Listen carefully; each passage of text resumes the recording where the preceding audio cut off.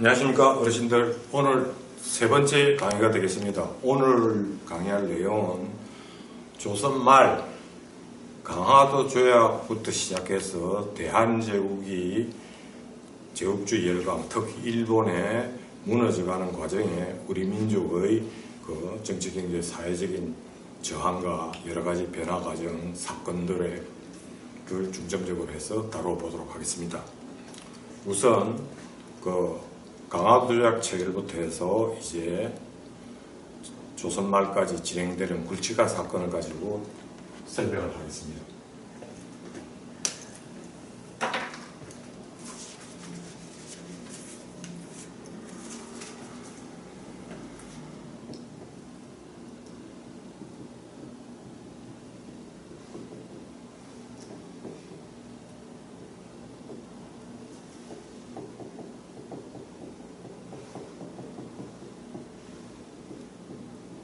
조금 흐린데요.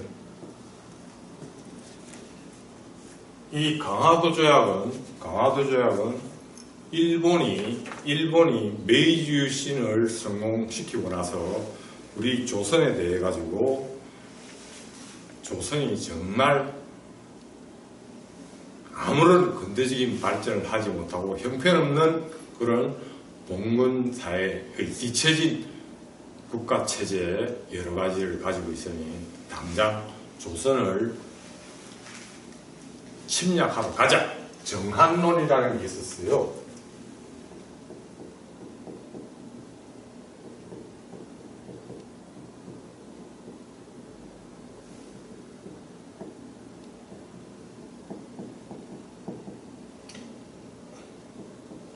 이 정한론에서 일본은 두 파로 나누어집니다. 하나는 급진파로 사이코 다카모리 등이 당장 조선을 침략해서 점령하자. 또 하나는 온건파로서 지금 우리도 유신을 완전 마무리해서 근대화를 100% 달성하지 못했는데 여기서 우리가 유신을 자기네들의 근대화를 100% 달성한 후에 조선을 서서히 침략해 들어가자 하는 온건론, 대표적으로 이토 히로부미 같은 인물이 되겠습니다. 나중에 이제 을사조약 체결 후에 통감부를 설치하고 초대 통감으로 부임했다가 안중근 의사에게 하루빈역에서 총격당하는 그런 인물이 되겠죠. 이러한 가운데서 여덟 장은 썼습니다. 1876 1876년 일본이 인천 영종도 앞바다에 운요호라는 군함을 걸고 와서 운요호 사건이 일어났는데 우리의 영해를 침범해가지고 우리로 하여금 포격을 유도하게 합니다. 그래서 우리 측에서는 우리의 영해를 침범해서 일본 군함이 계속 약을 올려대니까 한번 우리 측 포대에서 포격을 하게 되고 여기에서 일본은 그럼 좋다. 우리하고 전쟁을 한번 하자. 이렇게 나오니 당시 조선은 일본과 전쟁을 할 그런 형편이 되지 못했어요. 그런 줄을 뻔히 아는 일본은 그러면 너희들이 전쟁할 여건이 못 되니 우리가 요구하는 대로 이 조약을 체결하자 해서 맺은 것이 강화도 조약, 다른 말로 병자수호조약이라고 해서 우리나라가 외국과 맺은 최초의 근대적인 조약이지만 불평등한 조약이다. 이 강화도 조약을 기점으로 해서 우리나라는 이제 문호를 개방하게 됩니다. 이렇게 해서 이제 우리 조선정부도 개화정책을 쓰게 되는데요. 개화정책도 이제 나중에는 온건 개화 세력과 급진 개화 세력으로 나뉘어지게 됩니다. 개화 정책을 본격적으로 쓰니 여기에 유생청, 선비, 양반청을 중심으로 하는 개화 정책에 반대하는 위정 척사 운동이 일어납니다.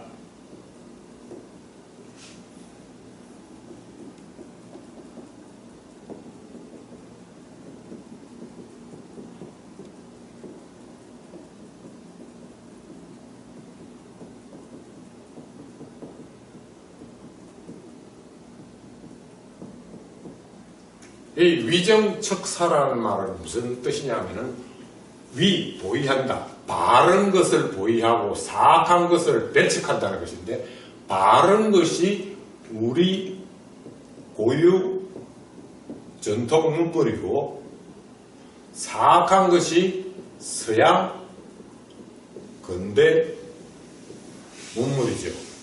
이것이 이제 개화정책에 반대하는 보수 세력들의 그런 위정척사 운동, 봉건 체제를 유지하려고 하는 이러는 가운데서 우리도 이제 일본하고 이렇게 문호를 개방해 보니 우리의 군대도 그때식 신식 군대를 양성해야지 핫바지에 창 들고 번거지 쓰고 있는 99민으로서는 안 되겠다 해서 양반자재 100명 정도를 뽑아서 별기군이라는 것을 만들어 근대식 군사훈련, 즉 총급수를 가르치고 이제 요즘으로 말하는 그런 근대식 군사훈련을 받게 하는 것이죠. 이렇게 되다 보니까 별기군이 나옴으로 해서 90군인들은 이제 저런 군인들은 이제 근대화된 사회에서는 필요 없는 군대야. 90군인들에게 13개월치나 봉급을 주지 않고 천대를 하다가 13개월 만에 한번 봉급이라고 준 것이, 그때 봉급은 쌀로, 즉 곡물로 지급하게 되어 있는데 그 지급된 쌀도 안에 돌모래 겨가 섞여가지고 형편없는 것을 받게 된 90군인들이 정부의 시천에 반발해서 일으키는 것이 이모군란입니다. 이모의 군대가 난리를 일으켰다. 그래도 군대가 난리를 일으키니 도저히 조선정부로서는 지랄할 수 없어 청나라에 원병을 요청하고, 청나라에 원병을 요청하니 청군이 우리나라에 진주하면서 이때부터는 또 청나라의 영향력을 받게 됩니다. 이러한 이모군란 후에 이제 앞서 말했던 개화정책 세력 중에 급진 개화 세력이 우리가 일본의 뒤를 얻고 급진 개화 세력으로 한번 근대적인 국가를 만들어보자 하는 갑신정변이 일어납니다.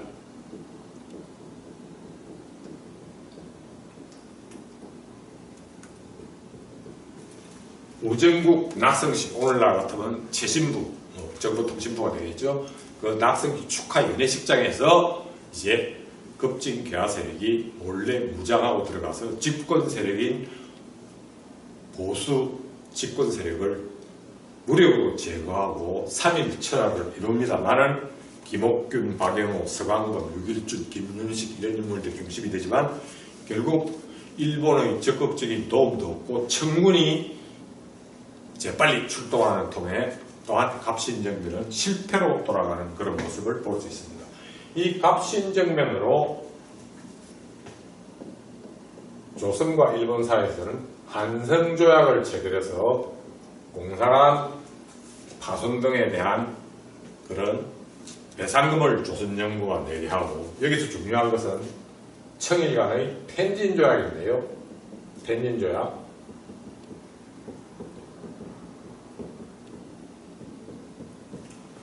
이 텐진조약은 청나라, 중국이 원래 우리 조선을 거의 종주국으로 해서 관계를 지내왔지만 이제는 일본이 중국 청나라와 조선에 대해서 대등한 권리를 가지게 된 조약으로서 장차 동학농민운동으로 해가지고 청일 양군이 우리나라에 진주했을 때 청일전쟁의 원인이 되는 조약이 텐진조약이 되겠습니다.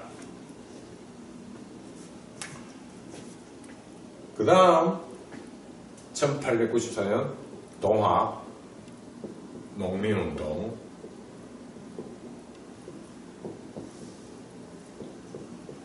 전봉준 등이 중심이 돼서 이제 조선 농민들이 일본의 침략과 부패한 정부에 대해서 이제 개혁을 요구하면서 일어난 그런 근대적인 큰 사건이었죠. 이 동학농민운동을 거치면서 동학농민운동에 조선정부가 진압을 못하니 조선정부는 청나라에 진압군을 요청하고 청나라 군대가 우리나라에 들어오니 일본은 텐진조약에 의해서 인천으로 상륙, 청나라 일본 군대가 조선에서 마주치게 됩니다. 여기서 동학군은 우리 때문에 외세의 침략을 불러들여올 수 있다. 이래서 자진 해산하는 그런 가운데 청나라 일본 군대가 우리나라에 이제 주둔할 이유가 없게 됐다. 그런 상황에서 청나라가 일본군을 보고 우리 이제 각자 본국으로 돌아가자 이렇게 이야기하지만 일본군은 차제에 여기서 청나라를 꺾고 조선을 독점적으로 지배할 기회다. 이렇게 생각하면서 청일전쟁을 일으키게 됩니다.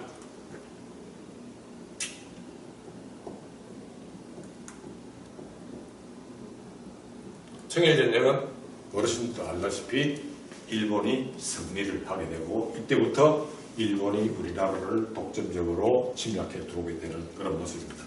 그런 가운데서 일본은 우리 정부를 겁박해서 근대적인 개혁을 단행하는데요. 가보 을미개혁.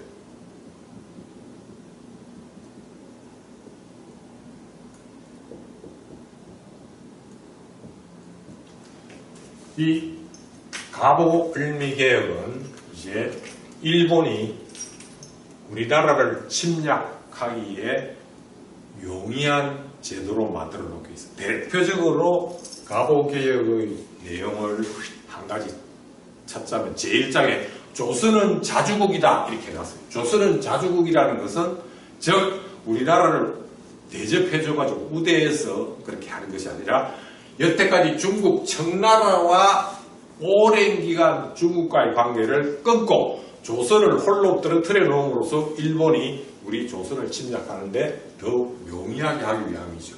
또한 개혁의 내용에 보면 도량형기의 통일이 나옵니다. 자대저울. 그러면 일본이 우리나라를 경제적으로 침략하기 위해서 제일 급선무가 뭐냐 하면은 급선무는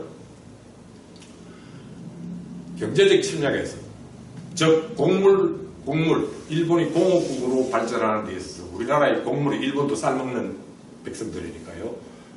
곡물을 수출하는 게 중요한 것인데 일본에서는 킬로그램을 쓴다. 그런데 우리는 자대저울에서 한 말, 두 말, 한 대, 두 대 이래서는 서로 교역이 원활치 못하니까 도량형기의 통일. 그 가보 을미개혁이 어느 면에서는 우리나라의 근대화의 출발이라고 볼 수 있겠습니다만 여기 내용적으로서는 일본이 우리 조선을 침략하기 용이하게 하기 위한 그런 일본의 강압적인 요소가 많이 숨어 있다는 것을 이해하시면 되겠습니다. 그 다음에 이러한 가운데서 을미사변이 벌어집니다. 을미사변은 명성황후가 일본을 배척하고 친청 정책을 펴는 가운데 일본 공사 미우라가 일본 낭인 무사 부대를 끌고 경복궁 궁궐로 침입해서 명성황후를 무참히 시해하고 불살라버린 그런 사건이죠. 을미사변. 여기에서 이제 당시 일본만 우리나라를 내려다보는 것이 아니라 혼슈, 홋카이도, 규슈, 시코쿠의 한반도입니다. 당시 연해주를 차지하고 있던 러시아가 우리나라 쪽으로 또한 내려오고 있었어요. 이제 청나라가 청일전쟁에서 일본에 패배해서 물러난 뒤에는 일본과 러시아의 각축장이 되는 것입니다.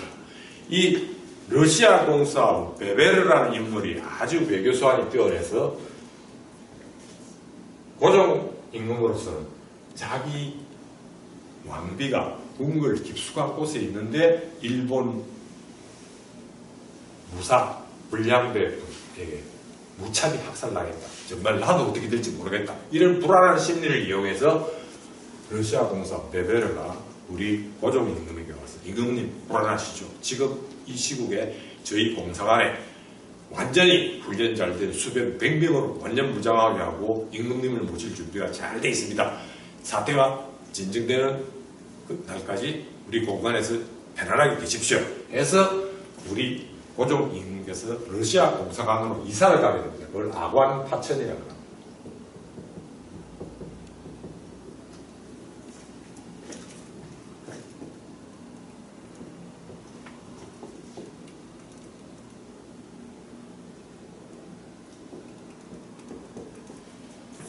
이 아관 파천이 단행돼서 우리 임금님이 러시아 공사관에 신변을 위탁하고 있는 1년여간에 러시아를 위시한, 특히 러시아가 중심이 됐습니다만은 일본, 영국, 여러 열강들이 우리나라의 각종 이권, 즉 철도 부설권, 산림 채벌권, 그 다음에 여러 가지 우리나라의 이권을 침탈해가는 그런 사태가 벌어짐으로 해서 독립협회가 만들어지고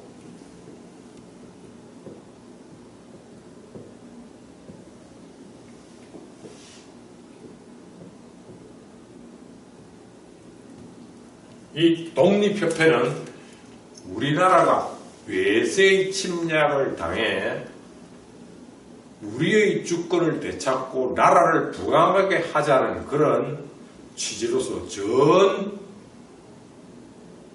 전국 지방에 다 지혜를 만들고 청나라 사신을 모시던 영어문을 독립문으로 개선하고 청나라 사신을 모시던 모화관을 독립관으로 개조해가지고 전국적으로 우리의 부강과 나라의 자강, 독립을 위해서 힘쓰는 단체였죠. 이 독립협회가 점차 너무 급진적인 개혁을 요구한다는 것에 당시 보수지검개척은 불안을 느끼고 황국협회라는 사이비 단체를 조직해가지고 서로 싸움을 붙여 결국 독립협회의 활동을 방해하고 독립협회를 해산시키는 그런 모습이 나옵니다. 이런 독립협회가 우리 임금이 왜 러시아 공사관에 계시냐? 우리 임금은 우리나라 궁궐로 돌아오시라! 이래서 아관 파천 1년여 만에 다시 고종 임금이 우리 궁궐, 즉 그것도 동궁인 경복궁이 아니고 별궁인 경궁, 덕수궁으로 오시면서 이제 나라 이름을 대한제국으로 바꾸게 됩니다.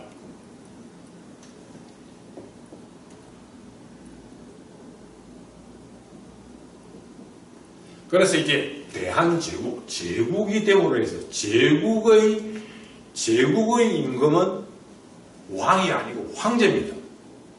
그리고 중국과 대등한 위치로 등장하는 것이죠. 우리나라 역사에서 과거에 약간씩 황제의 칭호를 쓴 고려 광종이라든지 이런 게 있었습니다만 잠깐 쓰다 중국의 간섭으로 폐지되고 했습니다만 정식으로 제국의 칭호를 쓴 것은 이때가 처음입니다. 그래서 제국의 황제는 땅에서는 머리 숙일 데가 없다. 즉 하늘에 있는 상제에게만 제사를 지낸다 해서 청구단 황궁우를 만들고 제국의 명모를 갖추려고 하는 모습을 볼 수 있습니다. 이때 이미 을미사변 때 돌아가신 민비, 즉 고종의 황제 민비가 명성황후로 남편이 황제가 되니까 왕비도 황후로 추존되는 것입니다. 이때부터 대한제국의 시절이 되고요. 그러면서 일본과 러시아가 우리나라를 놓고 서로 땅 따먹기를 시작하려고 합니다. 러시아가 먼저 말합니다. 러시아가 만주와 38도선 2부까지를 우리 러시아가 하고 38도선 밑 한반도까지 일본 너희가 해라. 그러니까 일본은 아니 그럼 우리가 38도선까지밖에 모르는데 우리의 원래 목적은 대륙으로 진출하는 것인데 그게 무슨 소리냐? 내가 이야기할게. 한반도를 우리 일본이 차지하고 만주를 공동으로 점령하기로 하자. 서로 타협이 안 되니까 결국 한판의 전쟁을 할 수밖에 없는 게 러일 전쟁이 되겠습니다.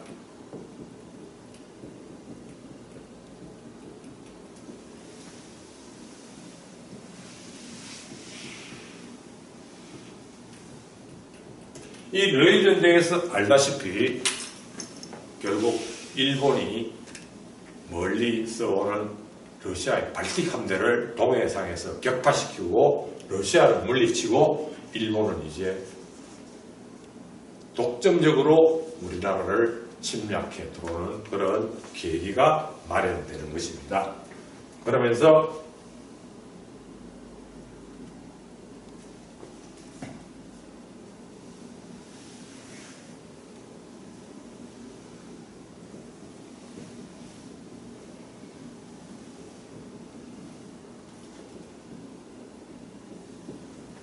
일본이 우리나라를 자기네 보호국으로 하는, 즉 우리의 외교권을 박탈하고 통감부를 설치해서 앞서 말했던 이등망이 이토 히로부미가 우리나라의 초대 총독으로 부임하게 되는 을사조약, 을사조약 다른 말로 조약이라고 안 하고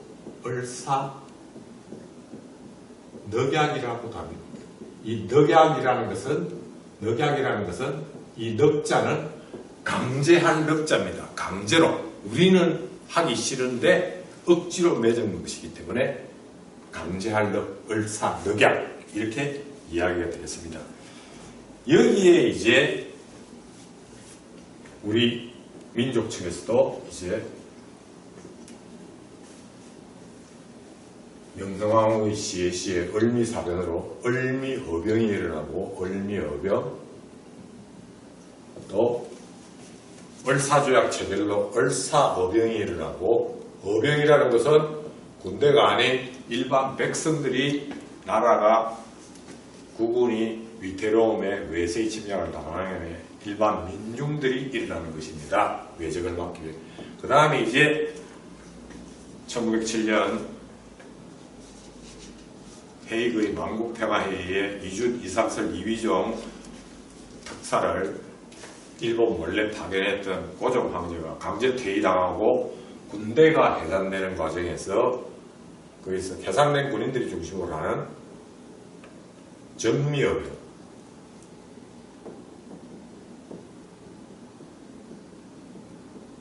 이렇게 어병 활동들이 또한 한말에 일어나게 되는 모습이 보입니다. 또한 일제의 시간이 빠듯하게 가는데 다른 설명을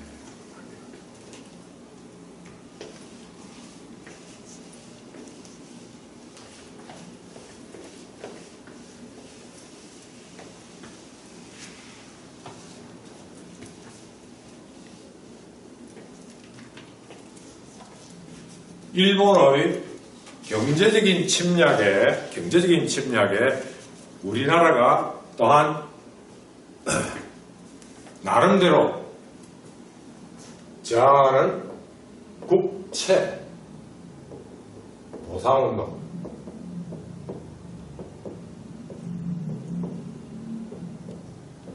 이건 일본이 우리나라의 차관 형태로 우리 정부에 돈을 강제로 빌려주고 빚을 지어가지고 그 빚을 갚지 못하는 조선정부라는 걸 알기 때문에 결국 빚을 못 갚으니까 너희 나라를 우리가 식민지로 해야 되겠다 하는 그런 논리가 나오는 것이죠. 그래서 정부가 갚지 못하는 빚을 우리 국민의 힘으로 모금을 해서 갚자. 이래가지고 우리 IMF 때 금모으기 운동 하듯이 사회 각계각층이, 즉 기생들은 비녀, 금만지를 빼고 모든 남자들은 술, 담배를 끊고 하는 식의 금주금연운동과 더불어서 국채보상운동은 거의 일본이 요구하는 당시 차관 1,300만 원에 접근합니다만 거의 갚으려고 하니 빚진 놈이 빚을 갚아버리면 더 이상 할 말이 없는 거죠, 일본이. 그래서 빚을 못 갚게, 차관 빚을 못 갚게 국채 보상 운동에 여러 가지 부패한 요소들이 있다. 이러면서 국채 보상 운동의 중심 세력들을 전부 다 잡아서 구속시키도록 국채 보상 운동을 중지시키는 그런 모습을 볼 수 있으며, 그 다음 일본이 또한 화폐 정리 사업을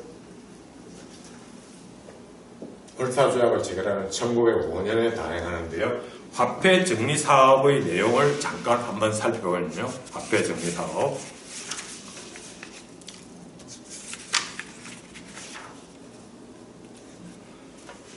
대한제국의 재정고문이었던 메카다가 주도하여 화폐 정리 사업을 하는데, 즉 법 공포 3일 만에 단행해 국내 상공업자에게 큰 타격을 주었고 화폐 부족 현상이 발생, 금융공황, 그런 건 좋습니다만, 이때 대한제국의 재정 경제 부분을 일제와 합방시키기 위해서 일본 측에서는 수도권에 통용되던 백동화와 지방의 상평 통보를 가지고 일본의 신권으로 교환을 해준다고 이야기합니다. 그런데 일본인들에게는 미리 깨끗한 돈 A급으로 갖고 있으라. 그래야만 일본 신권으로 바꿔준다.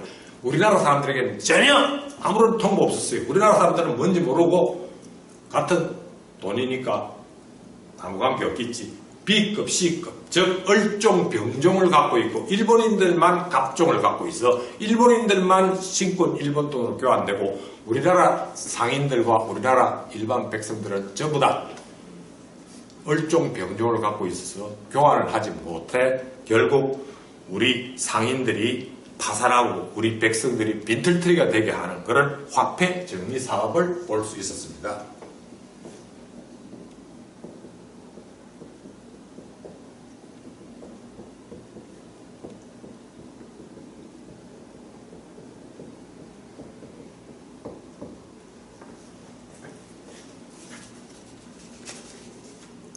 그러면 오늘 마지막으로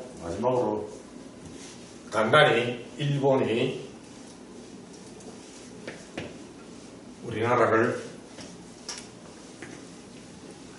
침략해 들어오는 굵직한 과정을 정리해 설명해 드리겠습니다.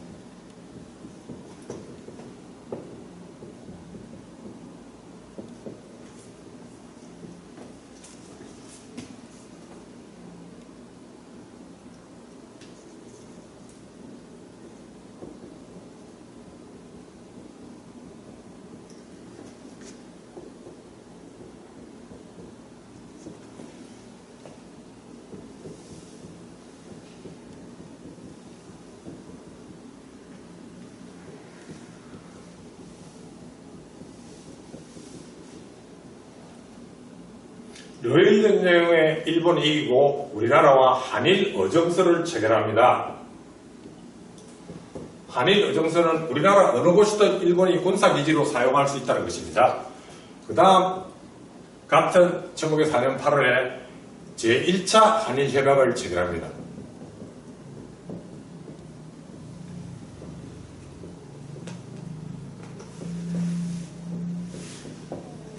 이것은 일본인이 우리나라 각 정부 부처에 고문으로 앉아서 고문 정치가 시작되는 겁니다. 지금 같으면 우리나라 외교부, 국방부 등등 여러 부서에 다 일본인 고문이 앉아서 일본이 고문에 의해서 우리나라 정치를 좌지우지하는 것이죠.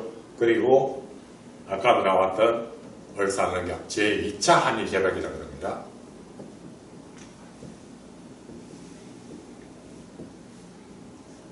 을사조약이죠. 을사늑약이라고 쓰겠습니다.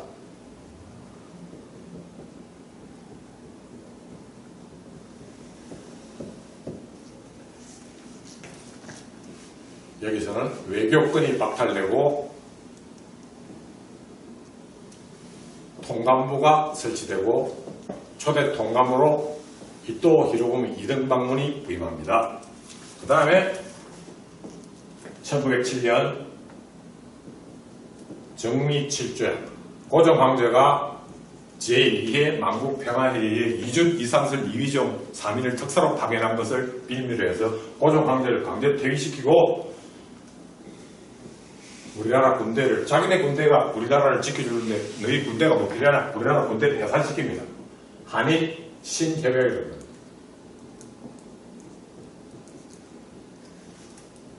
1907년. 여기서는 이제 우리나라 정부 각 부처에 우리나라 사람 허수아비 장관이 있지만 차관이 다 일본인입니다. 차관이 일본인으로서 일본인 차관에 의해서 우리나라 정치가 되는 것이고, 마지막으로 경술조약, 경술국치라 그러죠. 한일 합방조약입니다.